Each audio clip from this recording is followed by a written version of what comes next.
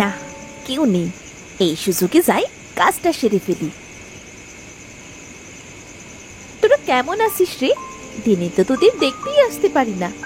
আমার শাশুড়ি আর স্বামী জানতে পারলে আমাকে আস্ত রাখবে না। তাই তো তোদের সাথে দেখা করতে রাতে লুকিয়ে আসতে হয়। একটু পানি খেয়ে নে তোরা। দিনে তো তোদের যত্ন নিতে পারি না। তোরা কি সুন্দর হয়ে উঠেছিস রে। এখন থাক তোরা, আমি এখন যাই, পরে আবার আসবো।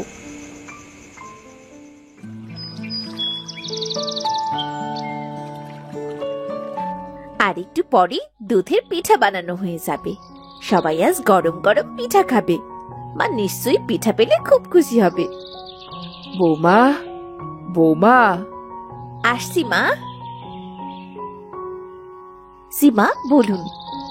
বেলা তো কত হয়ে গেল, রান্না বান্নার ব্যবস্থা কি?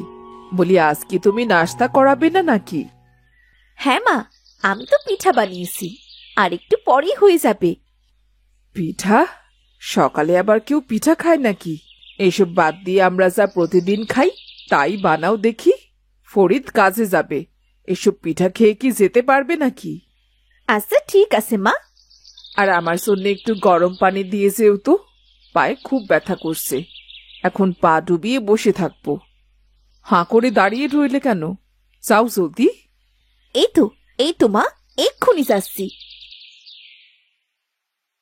সালমা, সালমা, কোথায় গেলে? আমায় ডেকেছিলেন? আমার গামছাটা কোথায় গেল?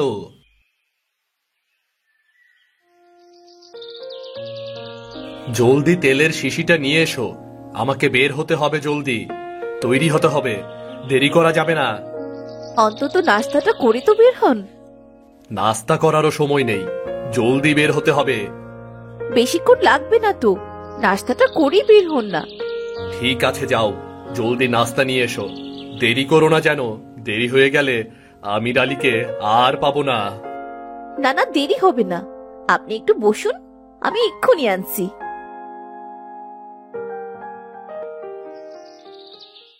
আমি আজকে দুধের পিঠা করেছি, একটু এনে দেব, খাবেন কি? না না না না, আমার এসব খাওয়ার সময় নেই। আর কি সব পিঠা বানাতে যে যাও, সংসারের এই অবস্থা, এর মধ্যে শুধু শুধু দুধ চিনি নষ্ট করা। একটু সামলে চলো, বুঝলে, একটু সামলে চলো। আরে টিপু, কেমন আছিস? কতদিন পর তোর সাথে দেখা। তা বাজার করতে এসেছিস নাকি? হ্যাঁ রে, ওই আর কি, কিছু বাজার করলাম। আর এখন তো শীতের সবজি বীজ বোনার সময় হয়ে এলো, তাই কিছু শাকসবজির বীজ কিনতে এসেছি আর কি। আরে তাই তো, সবজির বীজ বোনার সময় তো এখনই। তা কি কি সবজির বীজ কিনলি রে? এই যে লাল শাক, লাউ, টমেটো, এসবই। নিজেরাও খাবো, আবার বিক্রিও করব। বাহ বাহ, ভালো বুদ্ধি তো। এতে বিক্রি করে আয়ও হবে, আবার নিজেরাও খাওয়া যাবে। তা শীতের সবজি বিক্রিতে আয় কেমন হয়? বেশ ভালো আয় হয়। আমাদের গ্রামের অনেকেই তো সবজি বিক্রি করে বেশ ভালো আয় করছে। তাই নাকি? জানতাম না তো। হ্যাঁ, ওই যে উত্তরগড়ের কামাল ভাই, 1 বছর আগে তার খাবার কেনার পর্যন্ত টাকা ছিল না, এখন সে একটা গরু পর্যন্ত কিনে ফেলেছে। তাই নাকি? তবে আর বলছি কি, সবজির ব্যবসা বেশ ভালো লাভজনক ব্যবসা। শুধু ঠিক মতো চাষের পদ্ধতি জানতে হবে। আমি বেশ ভালোই জানি কিভাবে চাষ করতে হয়। তোর কথা শুনে আমারও ইচ্ছে করছে সবজি চাষে নেমে পড়ি। সারা বছর নিজেরা তাজা সবজি খাবো, আর সবজি বিক্রিও করব। হ্যাঁ, শুরু করতে পারিস, তোর লাভই হবে। তা তুই হাটে কি শুধু বাজার করতে এসেছিস? না রে, শুধু বাজার না, আমি এসেছি একটা ছাগল কিনতে। ভাবছি ছাগল পালন শুরু করি। সময় মতো একটা ছাগল বিক্রি করতে পারলেই অনেক পয়সা। হ্যাঁ, এটাও ভালো বুদ্ধি, তবে দিনকাল এখন ভালো না। ছাগল ঠিক মতো পাহারার ব্যবস্থা করিস, তা না হলে চুরি হয়ে যাবে। হ্যাঁ রে, আমি ঠিক খেয়াল রাখবো। আমি আসি রে, আবার দেরি হয়ে যাবে তো। আচ্ছা ঠিক আছে, আবার দেখা হবে। বাহ, বুদ্ধি তো ভালোই। সবজি চাষের ব্যাপারটা মাথায় রাখতে হবে। কই গো, কোথায় তোমরা? দেখে যাও কি এনেছি। দেখো কি এনেছি। আরে বাহ, ছাগলটা তো বেশ হয়েছে। হ্যাঁ মা, পালার জন্য নিয়ে আসলাম। এটা পেলে বেশ আয় রোজগার হবে। ভালো করেছিস বাবা, খুব ভালো করেছিস। তা দাঁড়িয়ে আছো কেন বৌমা? যাও না, ছাগলটার জন্যে জলদি খাবার নিয়ে এসো। হ্যাঁ, জলদি যাও, ছাগলটার জন্য খাবার আর পানি নিয়ে এসো। সবকিছু তোমাকে বলে দিতে হয় নাকি? নিজে থেকে কিছু করতে পারো না তুমি? এক্ষুনি যাচ্ছি মা, আমি এক্ষুনি খাবার আনতে যাচ্ছি।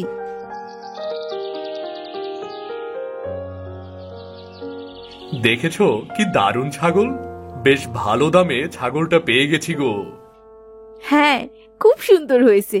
তবে এখন দিনকাল ভালো না, ছাগলটা যে কখন চুরি হয়ে যায়, ভালো করে পাহারা দেওয়া প্রয়োজন। ওসব নিয়ে তোমার ভাবা লাগবে না, তুমি তোমার কাজ করো।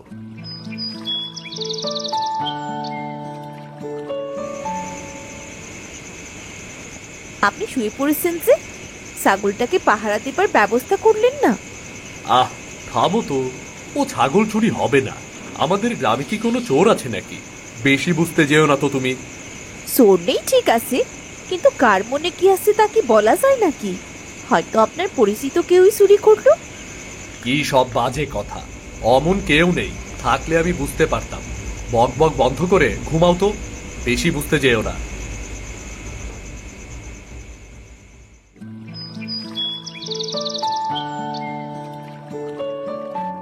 এ কি হলো? আবার কত বড় ক্ষতি হয়ে গেল! ছাগলটি চুরি হয়ে গেল। না জানি কার চোখ লাগলো, এই ছাগলটাই চুরি করা লাগলো। আমি কত কষ্ট করে টাকা ঋণ করে ছাগলটি কিনেছিলাম। ভেবেছিলাম ছাগলটির দুধ বিক্রি করে কিছুদিন পর ঋণ শোধ করে দিতে পারবো। এখন আমি কি করব? আমার কত বড় ক্ষতি হয়ে গেল। আপনি কোনো চিন্তা করবেন না, দেখবেন একটা উপায় নিশ্চয়ই পাওয়া যাবে। আর কি উপায় হবে? ঋণের টাকাগুলো গেল সব। কয়দিন পরেই ফেরত দিতে আসবে। না দিতে পারলে কত কথা শুনতে হবে কে জানে। আমি তো বলেছিলামই পাহারা দেবার ব্যবস্থা করতে। কার মনে কি আছে সে তো বলা যায় না, হয়তো আশপাশের কেউই। তুমি কি বলতে যাচ্ছ? তোমার কথা শুনিনি তাই চুরি হয়েছে, তাই না? না তা না, আমি তো কেবল। বক বক বন্ধ করে ছেলেটার জন্যে পানি নিয়ে আসো। দেখছো না ছেলেটার দুশ্চিন্তায় চেহারাটা কেমন শুকিয়ে গেছে। আমি এক্ষুনি পানি আনছি মা।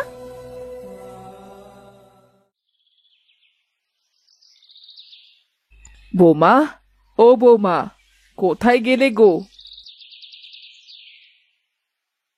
কিছু লাগবে মা? হ্যাঁ, কি করছিলে? এই তো মা, কাঁথা সেলাই করছিলাম।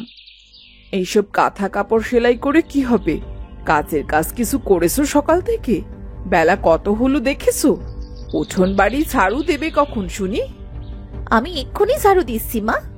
হ্যাঁ তাই দাও, এতদিন হলো সংসারে এসেছো, এখনো কাজ কিচ্ছুটি শেখনি বৌমা। সবকিছু এখনো বলে দিতে হয়? আমি এক্ষুনি যাচ্ছি মা। ওই রানী মেয়েটার বাচ্চা হবে তো, তাই ওর জন্য। রানীর বাচ্চা হবে তার জন্যে তুমি কাঁথা সেলাই করে দিচ্ছিলে? বাহ, ঘরের কাজের খবর নেই, পরের কাজ ধরে টানাটানি। মা, ওদের যে কেউ নেই কাঁথা সেলাই করে দেবে, তাই ভাবছিলাম কাঁথাটা আমি সেলাই করে দিই। বাহ বাবা বাহ, না চাইতেই কাঁথা সেলাই করে দিচ্ছ, আর চাইলে না জানি কি করতে। এতই যখন গুণবতী, তো নিজের ঘরের কাজগুলো সময় মতো শেষ করতে পারো না কেন? হ্যাঁ, আমি আমি এক্ষুনি উঠোন ঝাড়ু দিচ্ছি মা। হ্যাঁ তাই দাও। ঘরদোর সব ভাগার হয়ে আছে, আর উনি পরোপকারী এসেছেন, অন্যের জন্যে কাঁথা সেলাই করে বেড়াচ্ছেন।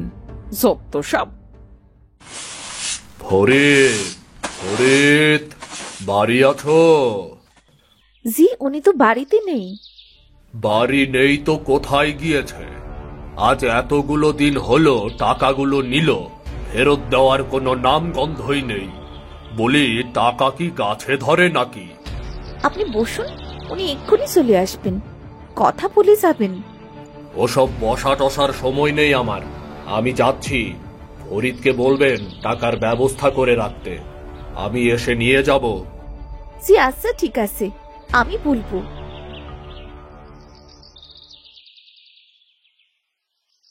আমির আলী এসেছিল নাকি? টাকার জন্য বকাবকি করে গেছে, তাই না? আপনি কিভাবে বুঝলেন? আরে, আমি অনেক আগে এসেছিলাম। আমির আলীকে দেখে আর বাড়িতে ঢুকিনি, লুকিয়েছিলাম। আমাকে দেখলেই টাকার জন্য চেপে ধরবে। আপনি ওনার কাছ থেকে টাকা নিয়েছিলেন? কেন নিয়েছিলেন? আরে, এই আমির আলীর কাছ থেকে টাকা নিয়েই তো ছাগল কিনলাম। টাকা না দিতে পারলেও তো ছাগলটা দিয়ে দেওয়া যেত। এখন তো সেটাও যাবে না। এখন তার টাকাগুলো কি করে দেবেন?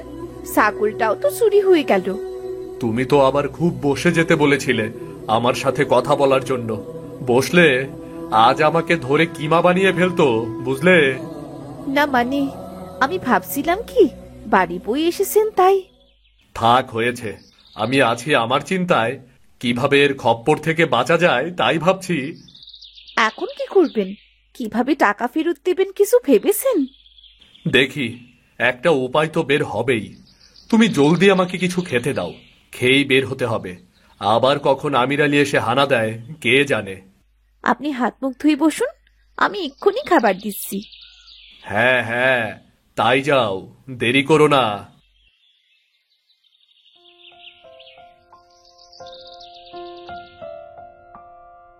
বুঝলে মা, ভাবছি এবার আর কোনো পশু পাখির কিংবা হাঁস মুরগির চাষ করব না। এবার অন্য কিছু নিয়ে মাঠে নামবো গো। তাই নাকি রে বাবা? তা কি ভেবেছিস? কি নিয়ে কাজ করবি? এবার সবজি ব্যবসা শুরু করব গো। হাঁস মুরগি গরু ছাগল তো সবাই নিয়ে যেতে পারবে, সবজি গাছ তো আর তুলে নিয়ে যেতে পারবে না, তাই না? কি বলো মা? হ্যাঁ, তা তো ঠিকই। তা কি সবজির ব্যবসা করবি কিছু ভেবেছিস? আমি বলি কি? তুমি থামো তো। তোমাকে কে কথা বলতে বলেছে? না বুঝে শুধু কথা বলবে। সবজির ব্যবসার তুমি কি বোঝো? কি রে সালমা, এত বেলা হয়ে গেল এখনো উঠোন ঝাড়ু দিচ্ছিস? তা আলেয়া আপা কোথায়? মা তো ঘরেই আছেন কাকি। যান, আপনি গিয়ে বসুন।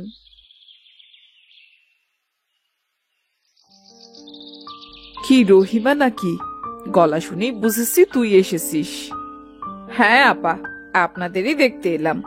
সালমা, আমার একটু পানি খাওয়া তো। শুধু পানি নিয়ে এসো না, সাথে একটু পানও দিও এদিকে। তোমাকে তো আবার সব বলে দিতে হয়। আমি এক্ষুনি বানাচ্ছি কাকি। কি ব্যাপার আপা, আপনাদের উঠোনে এখনো ঝাড়ু দেওয়া হয়নি? ঘরও গোছানো হয়েছে নাকি তাও হয়নি? আর বলিস না, বউটা কাজকর্মে এত কুড়েমি ঢিলেমি করে, জন্মের অলস। আমার ফরিদের কপালটাই খারাপ। কিন্তু সালমাকে তো দেখি ঘরের সব কাজই করে। এইটুকুনি একটা ঘর, তার আবার কাজই বা কি? আমাদের সময় আমরা কত কাজ করতাম, আর এখনকার বউয়েরা এক গ্লাস পানি ঢেলেও খেতে চায় না। না আপা, আপনি যাই বলুন, সালমা কিন্তু বড্ড ভালো মেয়ে। আর ভালো, মিনমিনে চুপচাপ থাকে। আমার ফরিদের কপালটাই খারাপ।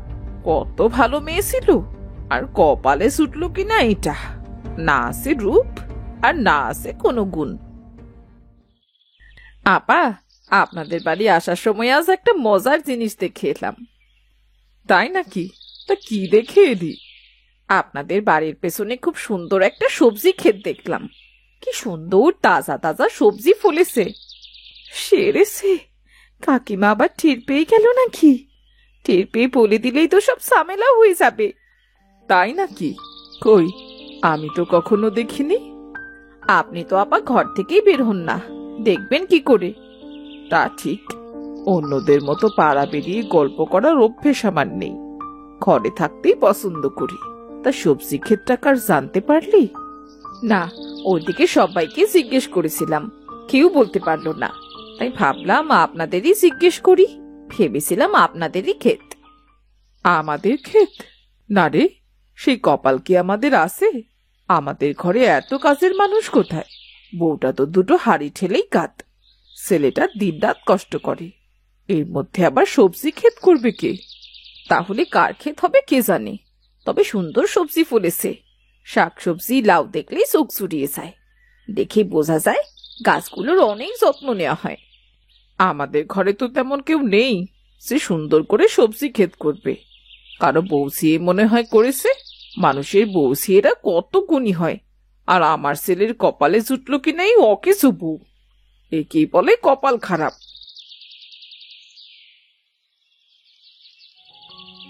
কই গো তোমরা? মা, সালমা, এদিকে এসো। দেখো কি নিয়ে এসেছি। এতদিন করতাম জাতা ব্যবসা, এবার একেবারে সবজি ব্যবসা। এবার সবজি ফলাবো, নিজেরাও খাবো, বাজারেও বিক্রি করব। সবজি ব্যবসায় নাকি অনেক লাভ। তাই নাকি? তুই সবজির ব্যবসা করবি? কিন্তু বাবা, তুই কি পারবি? কেন পারবো না? এ আর কি এমন কঠিন কাজ? একটু আলো, পানি আর সার পেলেই তো হয়। তারপরেও আরো কিছু কাজ থাকে, তাহলে সবজি খুব সুন্দর আর সতেজ হয়। এই যেমন তুমি সবজির কি বোঝো? মেয়ে ছেলের কাজ সবজি রান্না করা, ফলানো না। যাও, আবার খাবার দাও, খেয়েই কাজে বের হতে হবে, বুঝলে?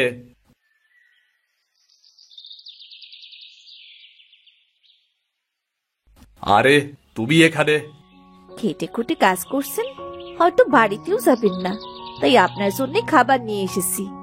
বাহ, খুব ভালো করেছো। আর এই যে এটা, এটা কি? এটা আমার নিজের হাতে বানানো সার, গাছের জন্য খুব ভালো। এটা মাটিতে ছেটালে খুব ভালো ফল পাবেন। সার? তুমি সার বানিয়েছো? তুমি সারের কি বোঝো? আমি বিভিন্ন জৈব পদার্থ মিশিয়ে সারটি তৈরি করেছি। আসলেই আপনার গাছের খুব উপকার হবে, আপনি ব্যবহার করেই দেখুন না। মেয়ে ছেলে সবজি গাছের কি বোঝে? হ্যাঁ, সার বানিয়ে বসে আছে। যাও যাও যাও, বাড়ি যাও। এসব ফালতু সার দিয়ে গাছের 12টা বাজাতে পারবো না আমি। যাও। আমার কি হবে গো? সব সবজি গাছ মরে গেল, এখন আমি ঋণ শোধ করব কি করে? আমির আলী আমাকে ছিঁড়ে ফেলবে। ফরিদ, ফরিদ, আছো নাকি ফরিদ?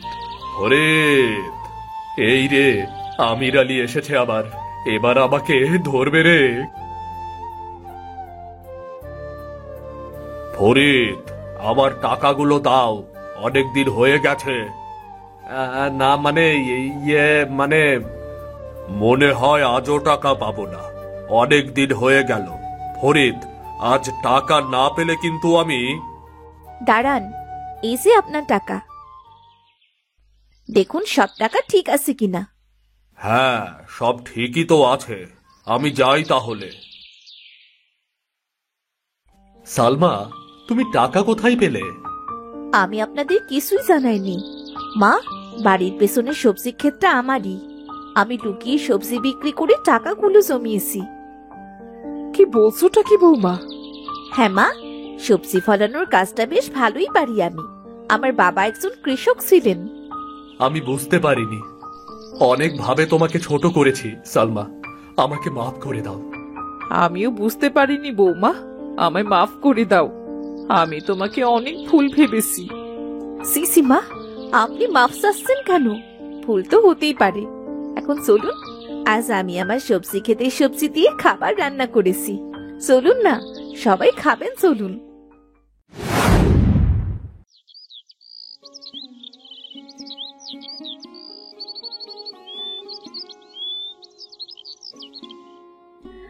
এই যা, সর্বনাশ হয়ে গেল। কি হয়েছে মিনু? গেল, আমার তরকারিটা একদম গেল। হাত ফসকে এক গাদা হলুদ তরকারিতে পড়ে গেল। এখন তো পুরো তরকারিটাই নষ্ট। কি বলছো মিনু? কিছুক্ষণ পরেই তো গরিব লোকগুলো খেতে আসবে, ওরা কি দিয়ে খাবে বলো তো? আর তো কোনো তরকারিও নেই। না গো, শুধু ডাল আছে। সব হিসেব করে আমাদের হাতে যা থাকে তাই দিয়ে তো কেবল এক তরকারি হয়। কি যে করো না মিনু, একটু সাবধানে তো কাজ করতে পারো, তাই না? সাবধানেই তো কাজ করছিলাম গো, কিভাবে যে হাতটা ফসকে গেল। এখন এখন কি হবে? লোকগুলো কি দিয়ে খাবে? এ তো ভারী মুশকিল হলো। মা, কিছু খাবার হইব গো মা। ভাত তো আছেই চাচা, কিন্তু তরকারি তো কিছু নেই। সব তরকারি হলুদ গুঁড়ো পড়ে নষ্ট হয়ে গেছে। কোনো সমস্যা নাই গো মা, যা আছে তাই দাও। তোমরা এমনিতে গরিব লোকদের খাইতে দিতাছ, এটাই তো অনেক মা। তারপরও চাচা কি এমন খাওয়াতে পারি বলুন, তাও যদি ঠিক মতো খাওয়াতে না পারি। তুমি মন খারাপ করো না গো মা, যা আছে তুমি তাই দিয়েই দাও। শুধু ডাল আছে চাচা, শুধু ডাল দিয়ে কি আপনি খেতে পারবেন? কেন পারমু না গো মা, গরিব মানুষ আমি, শুধু ভাত ও চাবাইয়া খাইতে পারমু। ঠিক আছে চাচা, আপনি বসুন, আমি এক্ষুনি খাবার দিচ্ছি। কই গো, শুনছেন? কাল রানী ভাবির কাছ থেকে আরো কিছু সবজি নিয়ে আসতে হবে। আজ আরো কিছু সবজি থাকলে তরকারিটায় মিশিয়ে দিলেই ঠিক হয়ে যেত। করিম ভাই বলেছিল এবার লাউ চাষ করবে, সামনে সবার জন্য লাউয়ের সবজি রান্না করতে হবে। এই কি তরু ভাবি, তুমি আমার কলসিটা ভেঙে ফেললে, আমি এখন পানি নেব কি করে? ঠং দেখে বাঁচি না। আমার পুকুরে পানি নিতে আসার সময় মনে ছিল না? আমাদের সাথে ঝগড়া হওয়ার পরও এই পুকুরের পানি নিতে আসতে তোমার লজ্জা করে না? তোমাদের সাথে ঝগড়া করতে তো আমরা যাইনি, তোমরা যেই ঝগড়া করেছিলে। আমরা তো শুধু বলতে গিয়েছিলাম আমাদের খেতে আগাছা ফেলো না। তোমরা তো আমাদের খেতে আগাছা ছুঁড়ে ফেলছিলে। আমরা প্রতিদিন আর কত পরিষ্কার করব বলো? আহা, কি এমন ক্ষেত্রে আমার? যাকগে, আমার পুকুরের পানি অনুমতি ছাড়া ব্যবহার করা যাবে না। এই পুকুর তো গ্রামের সবাই ব্যবহার করে তরু ভাবি। এই পুকুর তো আমাদের কারো একার সম্পত্তি নয়, এই পুকুর তো গ্রামের সবার। বললেই হলো এই পুকুর গ্রামের সবার? আমার বাড়ির সামনে পুকুর, আমার যাকে ইচ্ছে আমি তাকেই ব্যবহার করতে দেব। তোমার বাড়ির সামনেই পুকুর বলে এই পুকুর তোমার একার না রানী ভাবি। এই গ্রামে যারা আছে সবাই ব্যবহার করবে, আর আমি এই গ্রামেই থাকি, তাই আমিও ব্যবহার করব। এত শখ থাকলে কর্তাকে বলো না তোমার বাড়ির সামনে পুকুর বানিয়ে দিতে। এই পুকুর তো তোমার কর্তাও বানিয়ে দেয়নি তরু ভাবি। অত শত বুঝি না, আমার পুকুর থেকে তুমি পানি নিতে পারবে না, ব্যাস।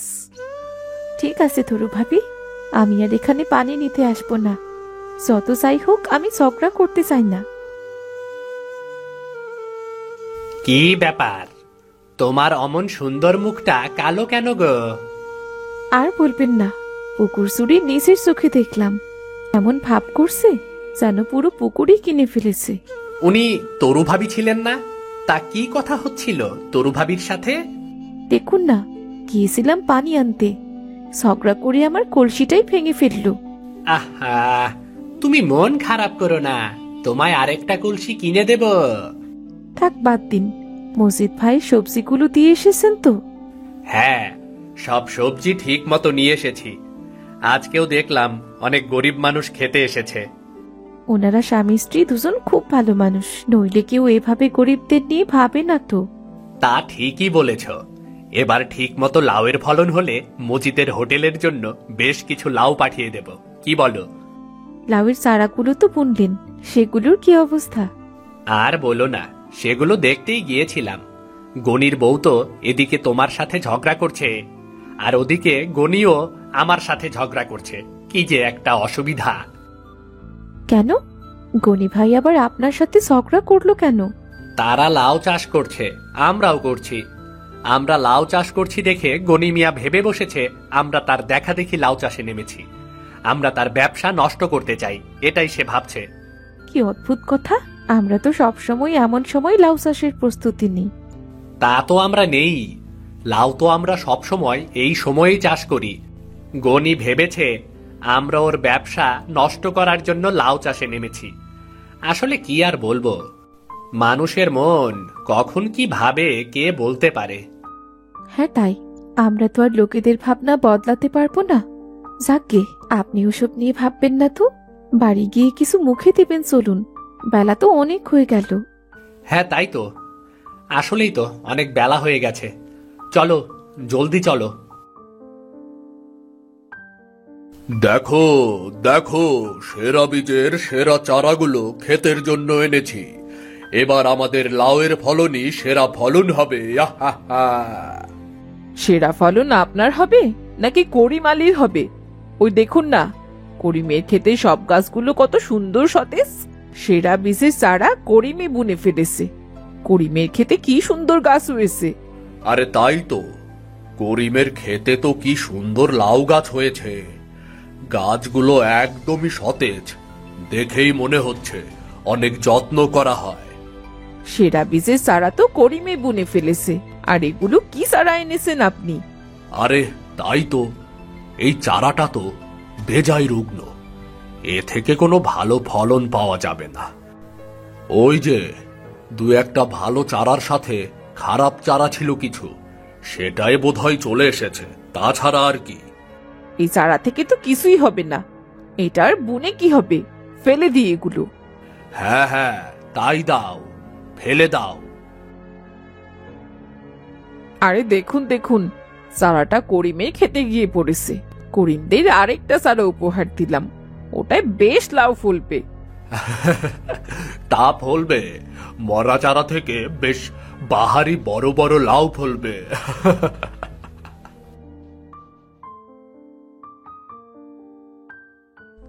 আরে এই চারাটা আবার কোথা থেকে এলো? আহারে, বেচারা কেমন নরম আর রুগ্ন। দেখি তো, এইখানটায় পুঁতে দি। আহারে বেচারা, পানি আর মাটির অভাবে ছিল এতদিন, না জানি কত কষ্ট পেয়েছে। এই গাছটার আমি অনেক যত্ন করব। কি হলো গো, পানি দেওয়া হয়েছে সব গাছে? হ্যাঁ, এই তো প্রায় শেষ। এই যে দেখুন না গো, এই লাউয়ের চারাটা কেমন রুগ্ন আর মাটিতে পড়েছিল, আমি পুঁতে দিয়েছি। ও গাছ কি আর ভালো ফলন দেবে? শুধু শুধু পুঁতেছ তুমি। যত্ন করলে অবশ্যই একটা সুন্দর গাছ হয়ে বড় হবে। হয়তো দেখবেন এই গাছটাতেই সবচেয়ে বেশি লাউ ধরেছে। যত্নের ফল সব সময় পাওয়া যায়। আমি এই গাছটার অনেক যত্ন করব। ঠিক আছে, দেখো না হয় যত্ন করে কেমন ফল পাও তুমি। এ কি হলো গো গিন্নি, সবার গাছেই তো লাউ ধরে গেল, আমাদের গাছে এখনো কোনো ফলন এলো না, অথচ এখনই তো সময় লাউ ফলনের। মন খারাপ করবেন না, হয়তো কোনো কারণে ফসলের দেরি হচ্ছে। শীঘ্রই নিশ্চয়ই আমাদের গাছেও প্রচুর লাউ ধরবে। সময় মতো না ফললে বাজারে বিক্রি করব কি? আমরা চলবো কি করে? দুশ্চিন্তা করবেন না, সৃষ্টিকর্তা নিশ্চয়ই ভালো কিছু ভেবে রেখেছেন, তাই এত অপেক্ষা করাচ্ছেন। কি গো, লাউয়ের ফলনের সময় তোমাদের ক্ষেতের লাউ সব গেল কোথায়? সব কি বাতাসে উড়ে গেল নাকি, নাকি আগেই তুলে সব বিক্রি করে ফেলেছো? ওদের কাছে বড় বড় বাহারি লাউ ধরবে, তাই তো ফলন আসতে মনে হয় দেরি হচ্ছে।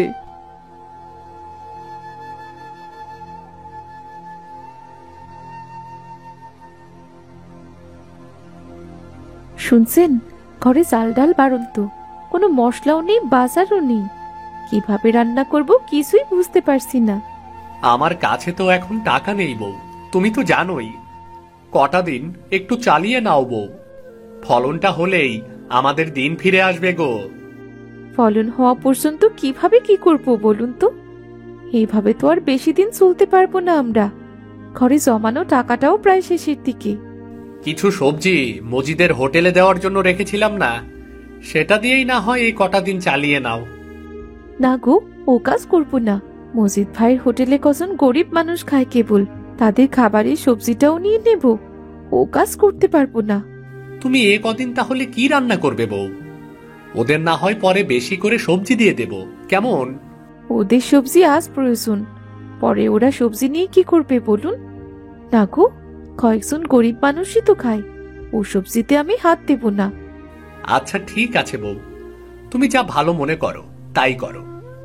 কটা দিন আমরা একটু কষ্ট করে ডাল ভাত খেয়ে কাটিয়ে দিই, দেখা যাক না সামনে কি হয়। সৃষ্টিকর্তা নিশ্চয়ই একটা উপায় বের করে দেবেন। আচ্ছা বউ, ডাল ভাত খেতে আমার কোনো অসুবিধা নেই, তোমার হাতের ডাল ভাতও অনেক সুস্বাদু গো।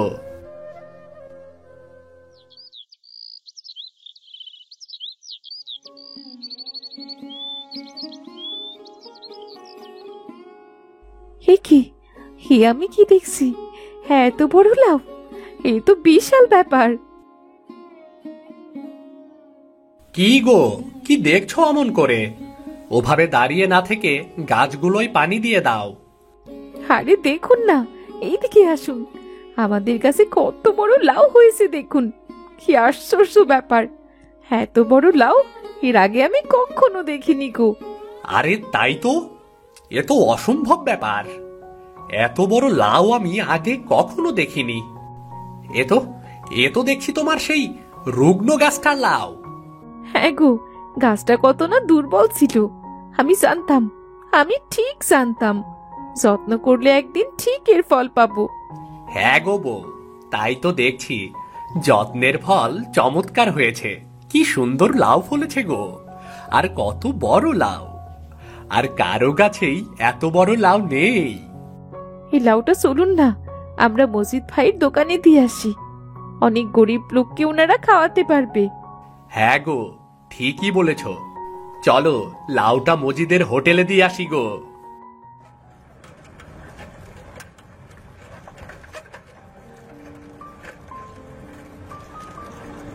আরে এই যে, দাঁড়াও তো দেখি, দাঁড়াও একটু। এত বড় লাউ, এত বড় লাউ তো কখনো দেখিনি আমি। তোমাদের গাছের নাকি? জি সাহেব, আমাদের গাছের লাউ, আমরা চাষ করেছি। বাহ, চমৎকার তো। লাউটি তোমরা বিক্রি করবে আমার কাছে? কত টাকা নেবে? যা দাম বলবে আমি তোমাদের তাই দেব। আমাদের মাফ করবেন সাহেব, এই লাউটি বিক্রির জন্য নয়। আমরা লাউটি নিয়ে যাচ্ছি আমার এক বন্ধুর হোটেলে। ওই হোটেলে অনেক গরিব মানুষ প্রতিদিনই খায়, তাদের খাওয়ানোর জন্যই এই লাউটি নিয়ে যাচ্ছি। আচ্ছা আচ্ছা, ঠিক আছে। তবে তোমাদের জন্য আমার একটা প্রস্তাব আছে। তোমাদের লাউ গাছে যত লাউ ধরবে সব আমার জন্য রেখে দিও, আমি কিনে নেব। সদরে আমার সবজির ব্যবসা আছে, বেশ আয় করতে পারবে তুমি। কি বলছেন সাহেব, সত্যি সব লাউ কিনে নেবেন? সত্যি? হ্যাঁ হ্যাঁ, সত্যি বলছি। তোমাদের গাছের সব ধরনের লাউ আমি কিনে নেব। এমন বড় লাউ লোকে খুব শখ করে কিনে নেবে। তোমরা তাহলে আমার কাছে লাউগুলো বিক্রি করো, কেমন? আর কাউকে দিও না, ঠিক আছে? আমি তাহলে এখন আসি, কেমন?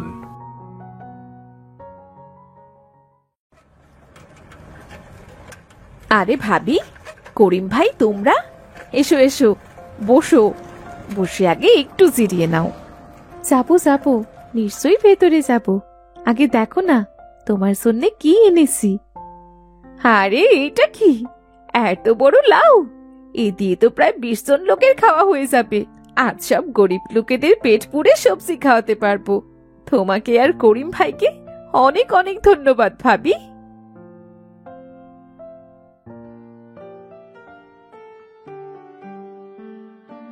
রানী, দেখো দেখো, কত লাউ ধরেছে!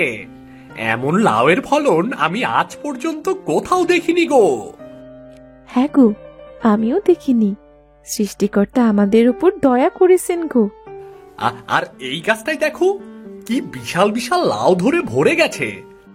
একটা লাউ 2-3টে পরিবারের খাবার হয়ে যাবে গো। তুমি যত্ন করেছিলে, তাই ফল পেয়েছো। হ্যাঁ গো, এবার এই লাউগুলো ঠিকঠাক বিক্রি হলে আমাদের আর কোনো অভাব থাকবে না। হ্যাঁ, মজিদের হোটেলের গরিব মানুষদের খাওয়ার জন্য কিছু লাউ রেখে বাকিগুলো বিক্রি করে দেব।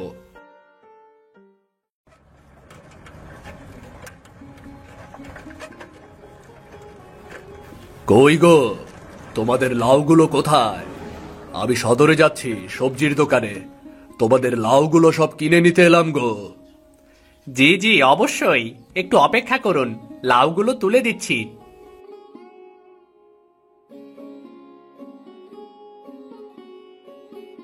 এই দেখো বউ, কত টাকা পেয়েছি গো। আরে এই তো অনেক টাকা, এবার আমাদের অভাব ঘুচল গো। সৃষ্টিকর্তা অবশেষে আমাদের মুখ তুলে চেয়েছেন।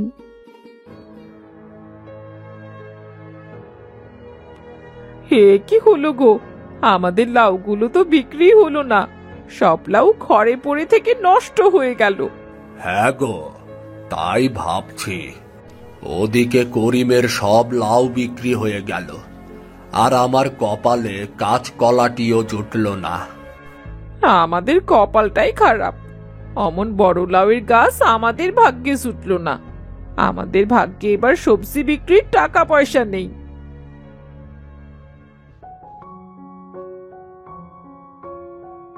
আরে কই সবাই, বসার জায়গা হবে তো? সেই বিখ্যাত বড় লাউয়ের তরকারি খেতে এসেছি। জি অবশ্যই, আসুন আসুন।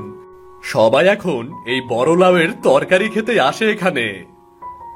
এই বড় লাউয়ের কথা যেমন চারদিকে ছড়িয়ে পড়েছে, এই হোটেলের কথাও ঠিক তেমনই ভাবে চারদিকে ছড়িয়ে পড়েছে।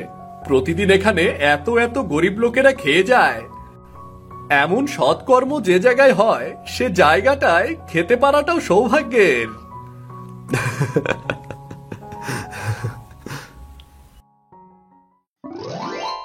ছোট্ট একটি গ্রামে বাস করত এক গরিব কাঠুরে। স্ত্রী ও 2 মেয়ে নিয়েছিল কাঠুরের সংসার।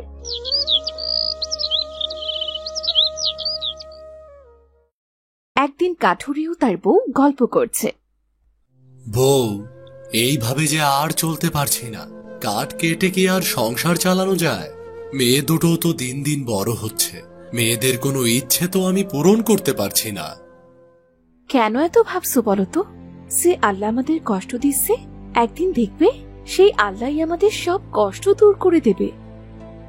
সেই আশায় যে দিন কাটাচ্ছি বউ, জানি না কবে একটু মেয়েদের মুখে হাসি ফোটাতে পারবো। এইসব মাথা থেকে ছেড়ে ফেলো দেখি। ওগো, তোমাকে একটা কথা বলবো বলবো করে বলা হয়ে উঠছে না। কি কথা বউ, বলো। একটা অদ্ভুত দেখতে লোক প্রতিদিন আমাদের বাড়ির চারপাশে কি যেন খুঁজতে থাকে। কি বলছো তুমি এসব? আমি ঠিকই বলছি, মেয়ে দুটোকে নিয়ে আমার খুব ভয় হয়। এমন সময় রোহানের বাড়ির সামনে অদ্ভুত দেখতে সেই লোকটা এসে হাজির হয় আর বাড়ির চারপাশে ঘুরতে থাকে। তুমি এখানে দাঁড়াও, আমি ওনার সাথে কথা বলে দেখছি। চাচা, এই যে চাচা, আপনি আমার বাড়ির চারপাশে প্রতিদিন কি করেন বলেন তো? এখানে আমার একটা আংটি হারিয়ে গিয়েছে, সেটাই খুঁজতে আসি বাবা। পেয়েছেন কি আংটিটা? না বাবা। আচ্ছা চাচা, আপনি তাহলে আংটি খুঁজে দেখুন, আমি কাট কাটতে যাই। বেশ কয়েকদিন কাট কাটতে যাওয়া হয়নি। আচ্ছা বাবা, যাও। ওগো, আমি লোকটার সাথে কথা বলেছি। লোকটা কিন্তু খারাপ না, ওনার আংটি হারিয়ে গিয়েছে, সেটাই খুঁজতে আসে। এখন একটা কাজ করো, আমাকে কুড়োল আর একটা বোতলে একটু পানি দাও। তুমি দাঁড়াও, আমি এক্ষুনি আনছি।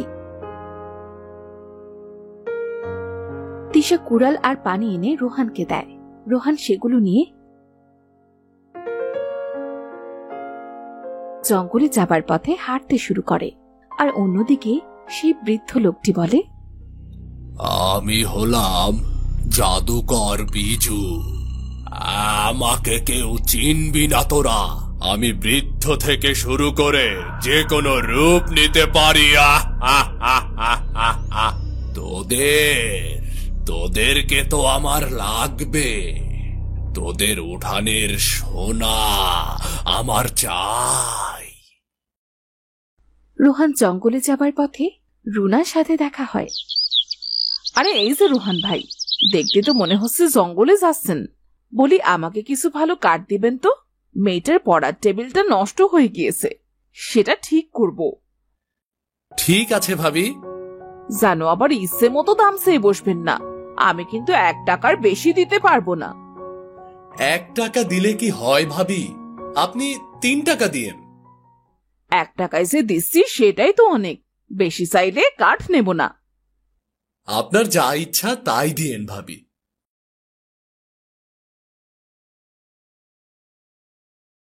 আমি তো জঙ্গলের অনেক গভীরে চলে এসেছি, বেলা অনেক হলো, এবার কাঠ কাটা শুরু করি।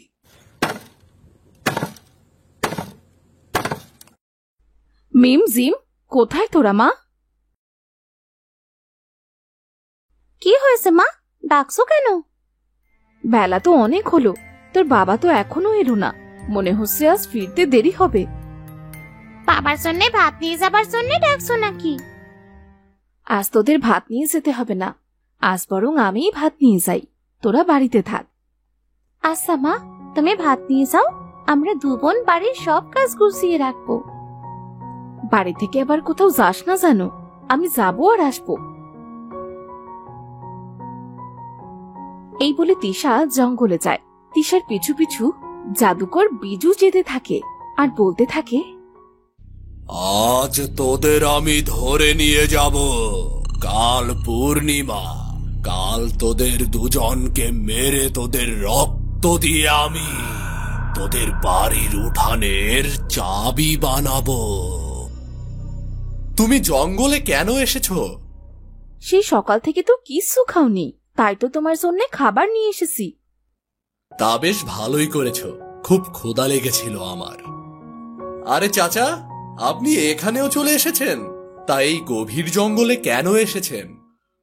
তোমাদের নিতে এসেছি।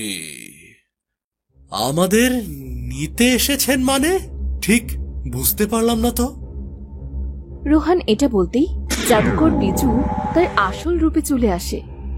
কে কে কে আপনি? বৃদ্ধ থেকে অমন অল্প বয়স্ক হলেন কিভাবে আপনি? কে কে কে আপনি? আমাদের পিছু কেন লেগেছেন? আমি জাদুকর বিজু। আমি শুনেছিলাম পৃথিবীতে কোনো এক জায়গায় সোনার খনি আছে, যেখানে শুধু সোনা আর সোনা। সোনার সাথে আমাদের কি সম্পর্ক? আমরা তো খুব গরিব, দুবেলা ঠিক মতো খেতেই পারি না। সম্পর্ক আছে। দীর্ঘ 10 বছর অনেক সাধনা করে আমি সোনার খনির সন্ধান পেয়েছি। এতে আমরা কি করতে পারি? তোদের দিয়েই তো হবে, কারণ সেই সোনার খনি যে তোদের উঠানেই আছে। তোদের উঠোন থেকে পেয়ে যাব আমি সোনার খনি। তখন আমি এই পৃথিবীর সব থেকে ধনী ব্যক্তিদের একজন হব। কি বলছেন আপনি? আমি ঠিকই বলছি। সত্যি সত্যি তাই হয়? তাহলে আপনি সব সোনা নিয়ে যান, কিন্তু আমাদের ছেড়ে দিন। তোদের কিছু করার ইচ্ছা ছিল না। তোদের বাড়ির চারপাশে আমি অনেক খুঁজেছি সোনার খনির কাছে পৌঁছানোর রাস্তা, কিন্তু পাইনি। এতে আমাদের কি করার আছে? আমাদের ছেড়ে দিন দয়া করে। তোদের যে ছাড়তে পারবো না, কারণ তোদের রক্ত দিয়ে যে আমাকে চাবি বানাতে হবে। এইসব বলবেন না, দোহাই আপনার। আমাদের কিছু হলেছে, আমাদের মেয়ে দুটো বাঁচবে না। তাতে আমার কি? শোন, তোদের উঠানের দক্ষিণ দিকে একটা জায়গায় তালা দেওয়া আছে। ওই তালা খুলতে পারলেই আমি তোদের উঠান থেকে সোনার খনি পেয়ে যাব। এই তালা দুজন খুলতে পারবে, এক পরীরা আর তোদের রক্ত দিয়ে বানানো চাবি। এই বলে জাদুকর রোহান আর তিশাকে ধরে নিয়ে যায়।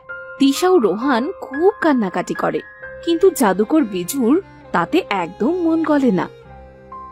বোন, মা তো সে কখন গিয়েছে, সন্ধে হতে চললো, কিন্তু এখনো তো ফিরলো না। বাবা মার কোনো বিপদ হলো না তো দিদি? সকাল থেকে মনটা কেমন কুগাইছে আমার, কি যে করি এখন। চল দিদি, আমরা বাবা মাকে খুঁজতে জঙ্গলে যাই। তাই চল বোন। মিম আর জিম রোহান আর তিশাকে খুঁজতে জঙ্গলে যায়। অনেক খোঁজাখুঁজির পরেও মিম আর জিম তাদের বাবা মাকে কোথাও খুঁজে পায় না। দিদি, হ্যাঁ দিদি, অনেক তো খুঁজলাম, কিন্তু বাবা মাকে তো কোথাও পেলাম না। কাঁদিস না বোন, চল আর একটু খুঁজে দেখি। মিম আর জিম তাদের বাবা মাকে অনেক জায়গায় খোঁজে, কিন্তু কোথাও খুঁজে পায় না। তারা ক্লান্ত হয়ে একটা গাছের গোড়ায় বসে। বাবা মাকে বাঘে খায়নি তো দিদি? আমার কিন্তু খুব ভয় করছে। এমন কথা বলিস নে বোন। সেই পথ দিয়ে যাচ্ছিল এক সাধু। মিম জিমের কান্না শুনে সাধু তাদের কাছে এগিয়ে যায়। কি হয়েছে মা তোমার? এই গভীর জঙ্গলে বসে কাঁদছো কেন? আমাদের বাবা মাকে খুঁজে পাচ্ছি না। কেঁদো না বাছা, আমি দেখছি তোমার বাবা মা কোথায়। বাছা, তোমাদের বাবা মা যে বিপদে আছে। কি হয়েছে দাদু? আমার বাবা মায়ের কি হয়েছে? এক জাদুকর ধরে নিয়ে গিয়েছে। তার কাছ থেকে তোমরা তোমাদের বাবা মাকে উদ্ধার করতে পারবে না বাছা। তোমরা ফিরে যাও। সাধু বাবার কথা শুনে মিম আর জিম আরো বেশি কাঁদতে শুরু করে। তাদের কান্নার আওয়াজ শুনে সেখানে একটা পরী আসে। কি হয়েছে বাছা, তোমরা কাঁদছো কেন? হ্যাঁ জাদুকর, আমাদের বাবা মাকে ধরে নিয়ে গেছে। জিম মিম, যে করে হোক তোমরা তোমাদের বাবা মাকে উদ্ধার করো, না হলে যে পরিরাজ্যের এত বছরের মহা মূল্যবান জিনিস নষ্ট হয়ে যাবে। পরিরাজ্যের মূল্যবান জিনিস? সেটা কি? সোনার খনি, সেখানে আছে অনেক সোনা।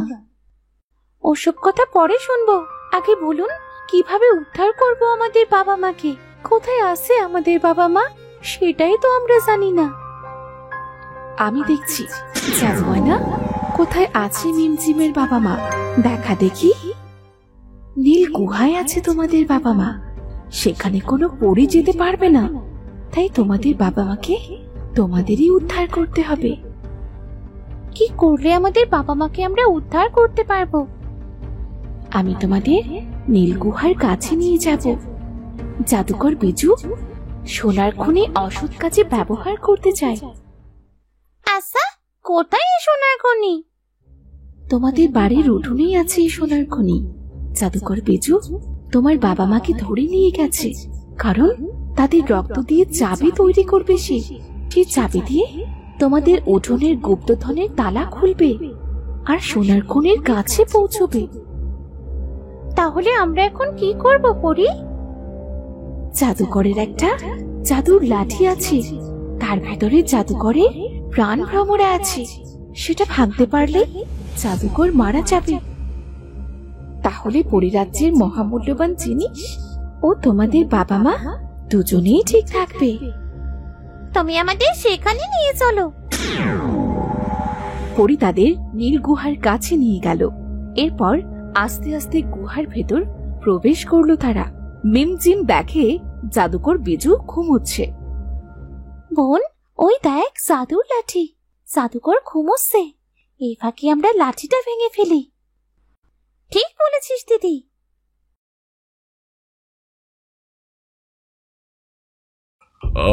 না, না, মরে গেলাম। ও না, মরে গেলাম। ও না। চল বোন, বাবা মাকে খুঁজে বের করি আগে। মিমজিম রোহান আর তিশাকে অনেক খোঁজাখুঁজির পর পায়। মিমজিম রোহান আর তিশাকে সব খুলে বলে। এরপর তারা পরীর কাছে ফিরে আসে। তোমরা খুব সাহসী মেয়ে, তোমাদের তো পুরস্কার দিতে হয়।